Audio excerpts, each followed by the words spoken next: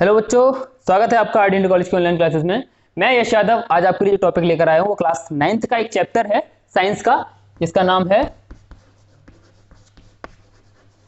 Structure of atom. Structure of atom Hindi में से बोलते हैं परमाणु की संरचना।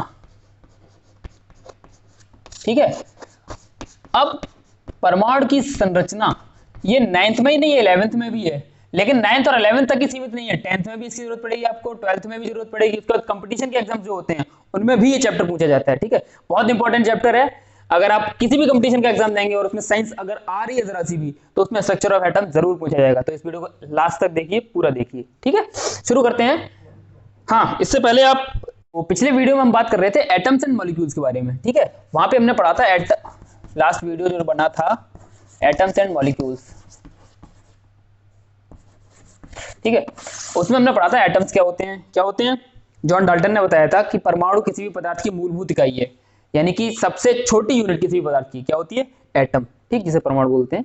ठीक है, और परमाणु को दूसरे भागों में तोड़ा नहीं जा सकता। जॉन डाल्टन ने कहा था ये कि परमाणु को दूसरे भागों में तोड़ा नहीं जा सकता। ठीक है, लेकिन बाद में इलेक्ट्रॉन की खोज हुई, प्रोटॉन की खोज हुई, तो जॉन डाल्टन की थ्योरी गलत प्रूव हो गई। ठीक, तो अब देखते हैं जॉन डाल्टन ने जो परमाणु मॉडल दिया था, उसके बाद परमाणु मॉडल दिया था जे थॉमसन ने।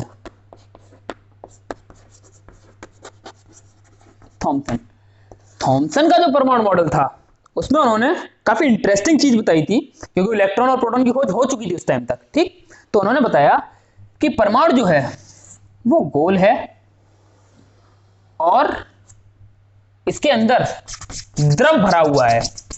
द्रव यानी कि लिक्विड। ठीक है, लिक्विड भरा हुआ है, और जो लिक्विड है वो प्रोटॉन है। जितना भी लिक्विड है ये सारे प्रोटॉन है, और इस लिक्विड के बीच में इलेक्ट्रॉन फंसे हुए हैं। इलेक्ट्रॉन फंसे हुए हैं बीच में, ऐसे फंसे हुए हैं जैसे तरबूज के अंदर उसके बीज फंसे रहते हैं। ये बताया था थॉमसन ने। ठीक है, उन्होंने कहा कि इलेक्ट्रॉन है इसके तरबूज के अंदर जैसे बीज फंसे रहते हैं, वैसे इलेक्ट्रॉन इसमें फंसे रहते हैं। और तरबूज खाने वाला पार्ट होता है ना, लाल लाल पार्ट जिसे हम खाते हैं तरबूज का, वो सारा प्रोटॉन है। ठीक, उन्होंने बताया था थॉमसन ने। और एक चीज और बताई, उन्होंने ये बताई कि जितने प्रोटॉन होते हैं परमाणु के अंदर उतने इलेक्ट्रॉन होते हैं, यानी कि प्रोटॉन की संख्या और इलेक्ट्रॉन की संख्या बराबर होती है। इस वजह से परमाणु जो है विद्युत रूप से उदासीन होता है, न्यूट्रल होता है। ठीक है, परमाणु न्यूट्रल होता है, ना इस पे पॉजिटिव चार्ज होता है ना ही नेगेटिव चार्ज, क्योंकि जितना प्रोटॉन भी पॉजिटिव होता है, तो जितना प्रोटॉन होता है उतना इलेक्ट्रॉन पे नेगेटिव होता है, तो पॉजिटिव नेगेटिव कैंसिल हो जाएंगे, तो फिर चार्ज फाइनल चार्ज जो आएगा वो आएगा 0। ठीक, जे थॉमसन ने ये चीज कही थी। अच्छा, तो इसके बाद रदरफोर्ड आए। रदरफोर्ड ने अल्फा का प्रकीर्णन किया अपना, और कहा कि भाई थॉमसन भैया तुम गलती कर गए। ठीक, तो उन्होंने कहा, लेकिन हाँ उससे पहले थॉमसन को अपने इसी एक्सपेरिमेंट के लिए, मतलब परमाणु के बारे में जो कुछ भी उन्होंने रिसर्च की थी उसके लिए उन्हें नोबेल प्राइज मिला था। भले ये उनका कॉन्सेप्ट गलत प्रूव हुआ, लेकिन इसके लिए उन्हें नोबेल प्राइज मिला था, क्योंकि उस टाइम पे ये एक बहुत बड़ी बात थी। जब साइंटिस्ट कुछ पता नहीं लगा पा रहे थे एटम के बारे में, तब किसी ने आकर के बताया कि एटम इस तरह का होता है, कोशिश की। ठीक है, तो इन्हें नोबेल प्राइज मिला था थॉमसन को। ठीक, चलो देखते हैं। थॉमसन भैया तो गलत हो गए, किसने गलत बताया? रदरफोर्ड ने। रदरफोर्ड ने क्या कहा, चलो देखते हैं। रदरफोर्ड ने अल्फा कण प्रकीर्णन किया।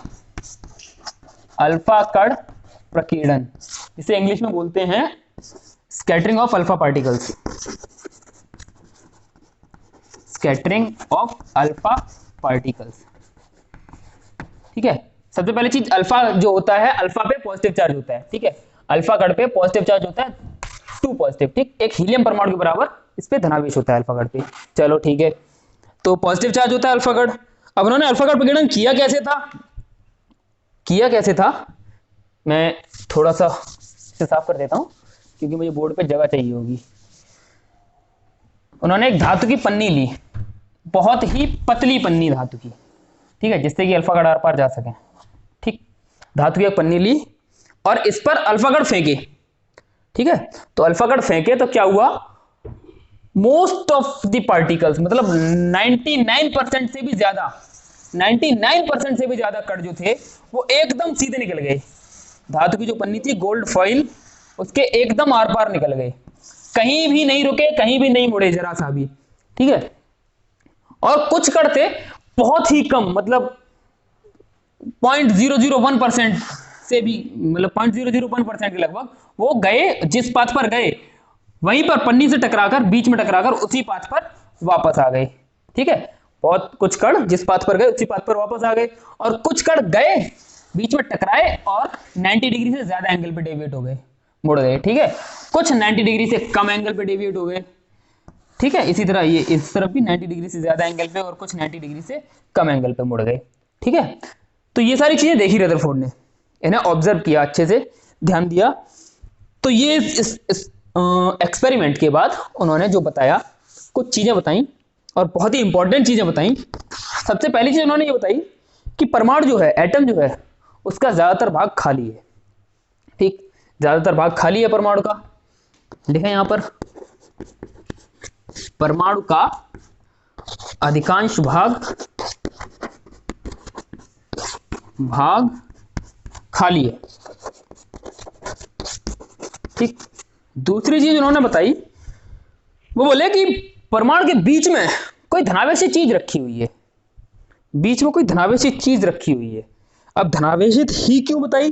क्योंकि अल्फा पार्टिकल जो थे, मैंने बताया अल्फा पार्टिकल पे पॉजिटिव 2 चार्ज होता है, +2 आवेश होता है।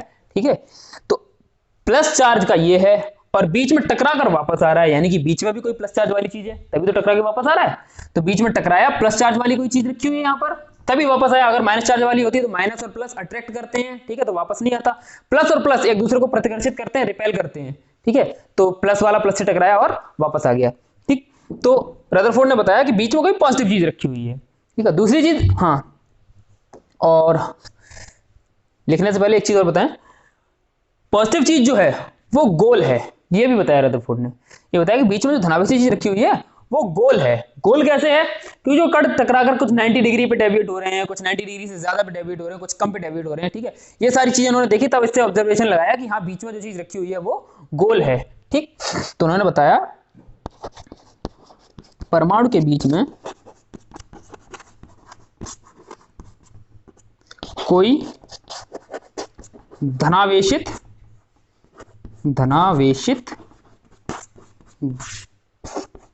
गोल पदार्थ स्थित है। ठीक है, धनावेशित गोल पदार्थ स्थित है, और इस गोल पदार्थ को उन्होंने नाम दिया नाभिक, न्यूक्लियस। ठीक है, इसीलिए न्यूक्लियस केमिस्ट्री का जनक भी कहा जाता है रदरफोर्ड को। ठीक है, इन्होंने नाभिक नाम दिया। उसके बाद नाभिक के बारे में उन्होंने एक चीज बताई कि नाभिक का जो साइज है वो परमाणु के साइज से बहुत कम है। इधर लिखूं, नाभिक का साइज परमाणु के साइज से 1,00,000 गुना छोटा है। नाभिक का साइज जो है वो परमाणु के साइज से 1,00,000 गुना छोटा है। यानी कि सोच लो नाभिक कितना छोटा होता है। ठीक है, नाभिक कितना छोटा है, मतलब अणु इतना छोटा है कि उसे आप देख नहीं सकते बिना माइक्रोस्कोप के। तो सोचो नाभिक कितना छोटा होता होगा, उससे भी 1,00,000 गुना छोटा। ठीक है, ये भी खोज लिया था इन्होंने इसके बाद भी।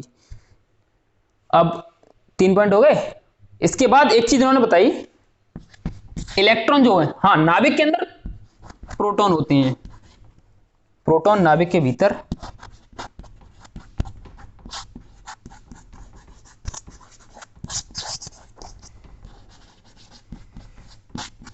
व इलेक्ट्रॉन नाभिक के चारों ओर चक्कर लगाते हैं।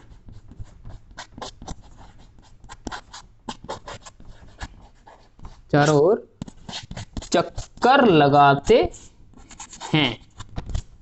ठीक है, रदरफोर्ड ने बताया कि प्रोटॉन जो है नाभिक के अंदर होते हैं। क्यों? नाभिक पे प्लस, मतलब बीच में प्लस चार्ज है ना, और प्रोटॉन पे प्लस चार्ज होता है, तो नाभिक के अंदर प्रोटॉन ही हो सकते हैं। ठीक है, और इलेक्ट्रॉन नाभिक के चारों ओर चक्कर लगाते हैं। चारों ओर दीर्घ वृत्ताकार कक्षाओं में, यहां पर लिखना भूल गया हूं मैं, चारों ओर दीर्घ वृत्ताकार कक्षा, मतलब वृत्ताकार कक्षाएं बनी हुई हैं, उनमें चक्कर लगाते हैं नाभिक। ठीक है, अच्छा, ये चीज कैसे कह सके कि इलेक्ट्रॉन नाभिक के चारों ओर चक्कर लगा रहे हैं? थॉमसन ने कहा था कि नाभिक में इलेक्ट्रॉन जो है वो फंसे हुए हैं नाभिक में, रुके क्यों नहीं है। रदरफोर्ड ने बोला रुके क्यों नहीं है। रदरफोर्ड ने कैसे प्रूव किया कि इलेक्ट्रॉन्स रुके क्यों नहीं है? देखिए मैं बताता हूं आपको। आप एक पेन लीजिए, ठीक है, पेन लिया आपने, ओ, और उस पेन पर धागा बांधिए और धागे की दूसरी तरफ एक पत्थर बांधिए। ठीक, इतना भारी पत्थर मत बांध लेना कि उठा ना सको उसे। ठीक है, छोटा सा कंकड़ बांधिए और उस पेन को घुमाओ इस तरह। ठीक, घुमाएंगे आप तो क्या कर रहे हैं, आप पत्थर को अपनी तरफ खींचने की कोशिश कर रहे हैं, है ना, लेकिन पत्थर क्या करेगा, पत्थर वो चारों तरफ चक्कर लगाएगा, है ना। आप पत्थर को अपनी तरफ खींचने की कोशिश करेंगे और पत्थर चारों तरफ चक्कर लगाएगा, होगा ऐसा। तो वही हो रहा है यहाँ पर। बीच में प्रोटॉन है, पॉजिटिव चार्ज, इलेक्ट्रॉन यहाँ कहीं है, तो पॉजिटिव चार्ज इलेक्ट्रॉन को अपनी ओर खींचने की कोशिश करेगा, इसे अपनी तरफ खींचने की कोशिश करेगा, है ना, ये खींचने की कोशिश करेगा, लेकिन ये इसमें मिलेगा नहीं। इस पे जो इलेक्ट्रोस्टैटिक फोर्स लग रहा है, इलेक्ट्रोस्टैटिक फोर्स जो प्रोटॉन लगाएगा इलेक्ट्रॉन पर, वो उस फोर्स को सेंट्रीपिटल फोर्स की तरह यूज करेगा। सेंट्रीपिटल फोर्स यानी कि अभिकेंद्रीय बल। अभिकेंद्रीय बल क्या होता है, केंद्र की तरफ लगने वाला बल। केंद्र की तरफ लगने वाला बल को अगर हम समझें तो इसी एग्जांपल से देखिए, आप पेन में कंकड़ बांध के घुमा रहे हैं तो आपको हाथ पर कंकड़ का कुछ ना कुछ बल महसूस हो रहा होगा, फोर्स हाथ पे लग रहा होगा, है ना। जो हाथ में फोर्स लग रहा है वो किसकी वजह से लग रहा है, कंकड़ जो चक्कर लगा रहा है उसकी वजह से, है ना। तो इस वृत्तीय गति के कारण आपके हाथ पर जो बल महसूस हो रहा है उसी को बोलते हैं सेंट्रीपिटल फोर्स। ठीक है, अभिकेंद्रीय बल हिंदी में कहते हैं।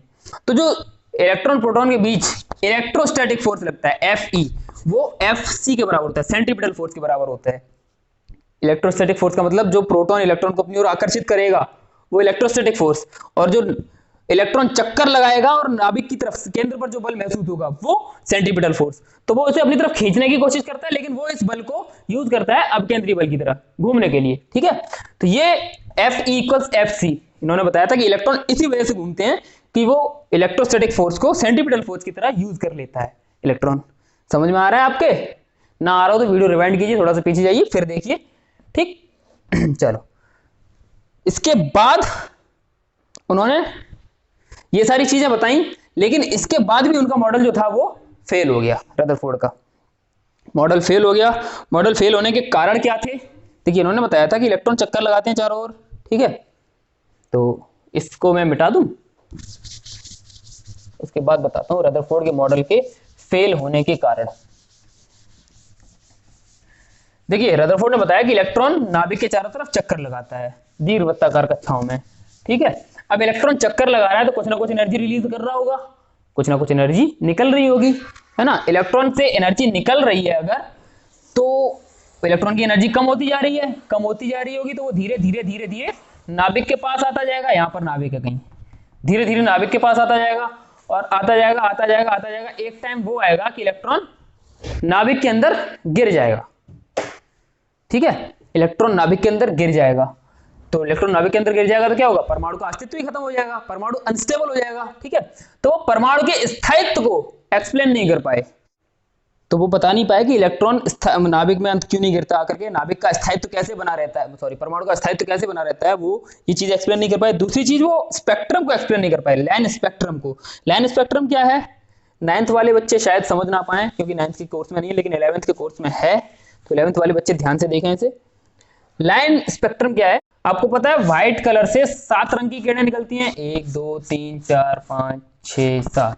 ठीक है, कौन कौन सी, विबग्योर,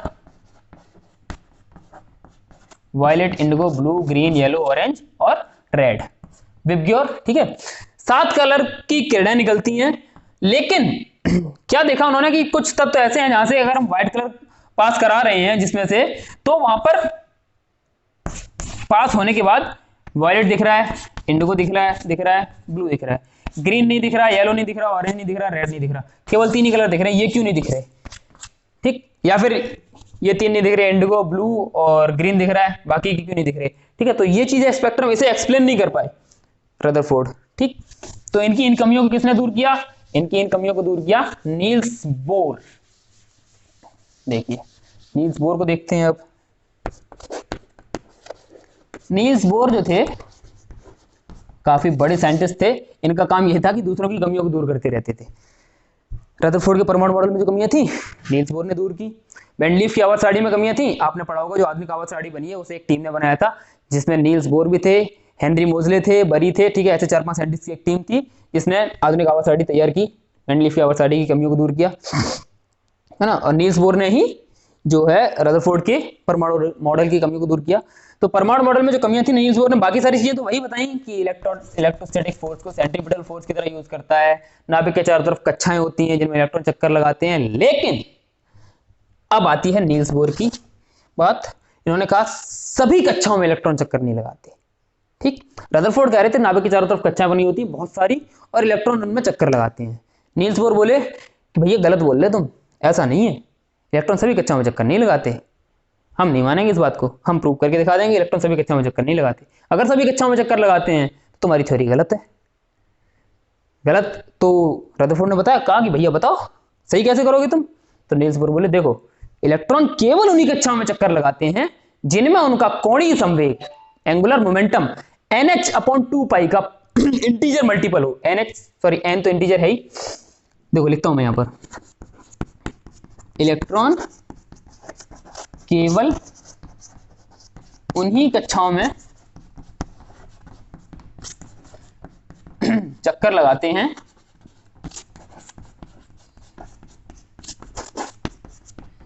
जिनका कोणीय संवेग, जिसमें उनका कोणीय संवेग, चलो जिसमें उनका कोणीय संवेग H/2 का पूर्ण गुणज हो। पूर्ण गुणज इंग्लिश में बोलते हैं इंटीजर मल्टीपल। ठीक है, इलेक्ट्रॉन केवल उन्हीं शेल्स में चक्कर लगाते हैं जिनमें उनका एंगुलर मोमेंटम कोणीय संवेग H/2 का इंटीजर मल्टीपल हो। ठीक है, H/2 का इंटीजर मल्टीपल हो यानी कि NH/2 हो। n की जगह पर कोई भी इंटीजर ले सकते हैं, n = 1, n = 2, n = 3, n = 4। ठीक है, n = 1 का मतलब पहली शेल, पहली कक्षा, जिसको नाम दिया उन्होंने K। n = 2 का मतलब दूसरी शेल, दूसरी कक्षा का नाम दिया L, तीसरी M, चौथी N, इसी तरह आगे बढ़ते गए। ठीक है, तो नील्स बोर ने कक्षाओं के नाम भी दिए थे। n = 1 रख देंगे तो पहली कक्षा, n = 2 रख देंगे तो दूसरी कक्षा का एंगुलर मोमेंटम, n = 3 रख देंगे तो तीसरी कक्षा का एंगुलर मोमेंटम, n = 4 रख देंगे तो चौथी कक्षा का एंगुलर मोमेंटम। पहली कक्षा का नाम K, दूसरी का L, तीसरी का M, चौथी का N। ठीक है, इस तरह उन्होंने नाम भी दिए सबके। अब आगे देखते हैं। पहली चीज तो इन्होंने ये बताई इलेक्ट्रॉन केवल उन्हीं कक्षा में चक्कर लगाते हैं जिनमें उनका कोणीय संवेग H/2 का पूर्ण गुणज होता है। ठीक है, चलो H/2 का पूर्ण गुणज होता है। दूसरी चीज इन्होंने जो बताई, इलेक्ट्रॉन चक्कर लगाते समय ना तो एनर्जी, ना तो ऊर्जा ग्रहण करते हैं, ना ही उत्सर्जित करते हैं।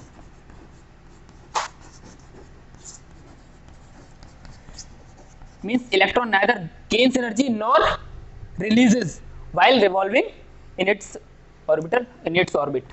Okay? मतलब कहना का ये है कि इलेक्ट्रॉन जो चक्कर लगाते हैं वो कक्षाओं के हिसाब से चक्कर लगाते हैं, यानी कक्षाएं जो होती हैं उनकी कुछ निश्चित ऊर्जा होती है। ठीक है, कक्षाओं की फिक्स्ड एनर्जी होती है, ये भी नील्स बोर ने बताया था। तो पहले पॉइंट में ही है, वो लिख लेना, अगर लिखा हुआ आपने उसमें थोड़ा सा चेंज कर लेना। इलेक्ट्रॉन केवल उन्हीं कक्षाओं में चक्कर लगाते हैं जिनकी ऊर्जा नियत रहती है, जिनकी एनर्जी फिक्स्ड होती है। ठीक है, और कोणीय संवेग NH/2 ठीक है, मतलब n यहाँ पर कोई भी इंटीजर है।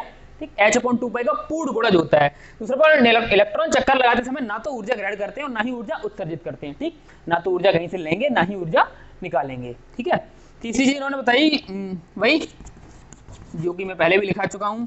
चौथी चीज, बाकी सारी चीजें रदरफोर्ड मॉडल से मिलती हुई थी। एक जो रदरफोर्ड मॉडल की कमी एक थी, हाइड्रोजन स्पेक्ट्रम, वो उन्होंने बताई थी, वो उन्होंने दूर की थी।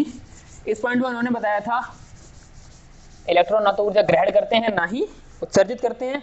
उसके बाद इलेक्ट्रॉन को कहीं बाहर से ऊर्जा दी जाए तो वो कूदकर हायर एनर्जी लेवल वाली कक्षा में चले जाते हैं, जिसकी एनर्जी लेवल ज्यादा हो उसमें पहुंच जाते हैं। ठीक है, इलेक्ट्रॉन अगर एनर्जी निकाली जाए तो इलेक्ट्रॉन लोअर एनर्जी लेवल वाली शेल में चले जाते हैं। ठीक है, कम एनर्जी लेवल वाली कक्षा में। ठीक, इलेक्ट्रॉन को ऊर्जा दी जाती है तो वो कूदकर ऊपर वाली शेल में, और अगर इलेक्ट्रॉन से ऊर्जा निकाली जाए तो कूदकर वो नीचे वाली शेल में आ जाते हैं। चलो ठीक है, तो रदरफोर्ड के मॉडल में हाइड्रोजन स्पेक्ट्रम मतलब स्पेक्ट्रल लाइंस को वो एक्सप्लेन नहीं कर पाए थे। तो नील्स बोर ने बताया था कि इलेक्ट्रॉन जो होते हैं, इलेक्ट्रॉन चक्कर लगाते हैं, ठीक है, इधर से व्हाइट लाइट अगर हमने डाली, इलेक्ट्रॉन चक्कर लगा रहे हैं शेल में, इलेक्ट्रॉन को किसी शेल की एनर्जी जिस चाहिए, मतलब जिस कलर की एनर्जी चाहिए,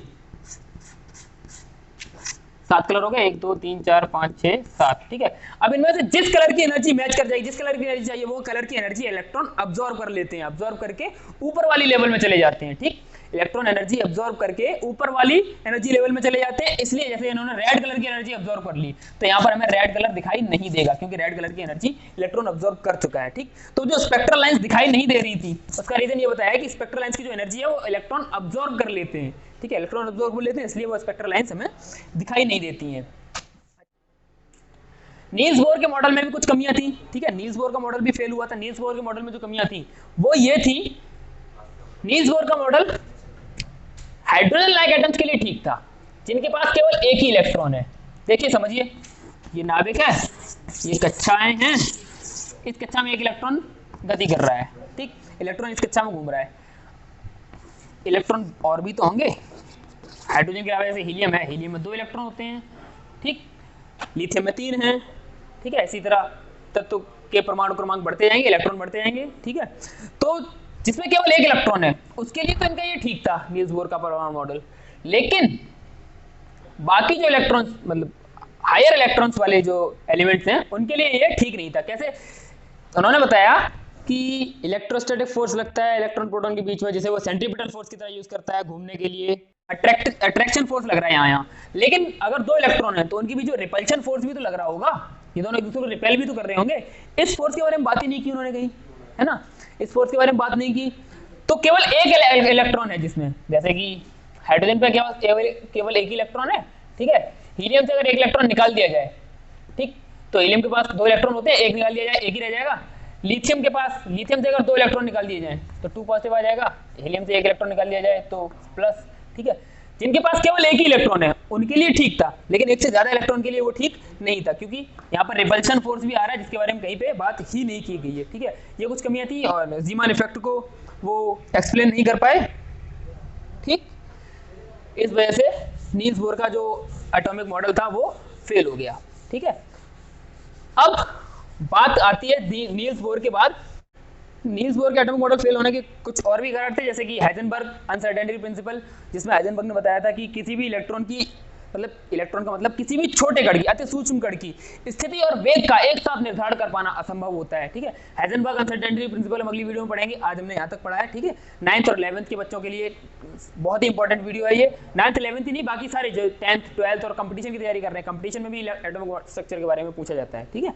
तो इस वीडियो को लास्ट तक देखने के लिए आपको बहुत बहुत धन्यवाद। अगली वीडियो में जब हम मिलेंगे तो हाइजेनबर्ग अनसर्टेनिटी प्रिंसिपल, न्यूट्रॉन की खोज और उन चीज़ों के बारे में बात करेंगे, ठीक है। बने रहिए हमारे साथ, धन्यवाद।